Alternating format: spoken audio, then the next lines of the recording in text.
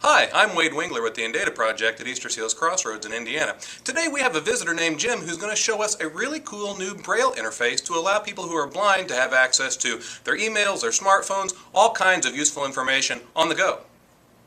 Hi, my name is Jim Sullivan. I'm a regional representative for Humanware, and I'm here to talk a little bit today about the Braillant Apex. By definition, the Braillant Apex is a note-taking device. It's a tool that's used by students or adults to read, to write, to do research, to send and receive email, or to calculate. Sitting in front of us right now are two units. The unit that you're looking at right now is a Braille note with what we would call a Perkins-style keyboard and a refreshable Braille display. Each one of these cells refreshes at a very high rate of speed and displays in either contracted or uncontracted Braille what the user is accessing. In the center of the device with the Perkins keyboard is what we would refer to as a scroll wheel, and that device is used to navigate through different applications in different ways. So for instance, one turn of the wheel might take us down a line of text, or it might take us back to the main menu. On the front face of the device are what we call thumb keys. These thumb keys would be a lot like arrow keys on a keyboard. We would use those to move up and down and left and right so we can read a Braille that's being displayed on the refreshable Braille display. Next to the Braillant Apex is what we call the Voice Note Apex. Voice Note Apex has the same function of the Braille note without the refreshable Braille display. In this particular instance, you can see that it has a QWERTY keyboard, and again, where the refreshable Braille display is, there would just be a blank space. We would access this device using touch typing skills, and we would get speech feedback, whereas with the Braille note version of the device, we would do Braille, contracted or uncontracted Braille input.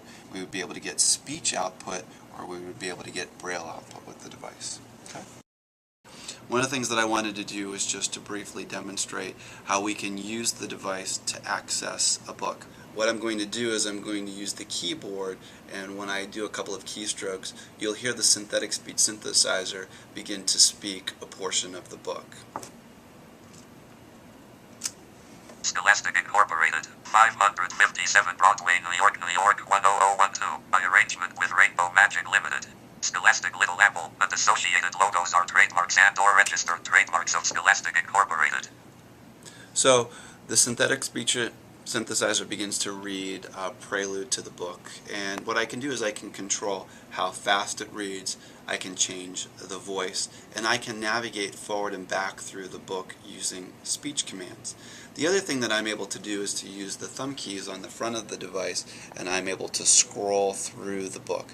So I've got 1, 2, 3, 4 thumb keys, and each time I hit the third thumb key, what happens is I move through the book 32 characters at a time. It would be a little bit like using the right arrow key on the keyboard, so I'll just go ahead and press that a couple of times. Maybe a little difficult to see, but again, what's happening is each Braille cell is refreshed each time I hit the third thumb key. Okay? So, we'll go back to where I started at the beginning, and that is that the Braillant Apex is of a classification of what we refer to as a note-taking device.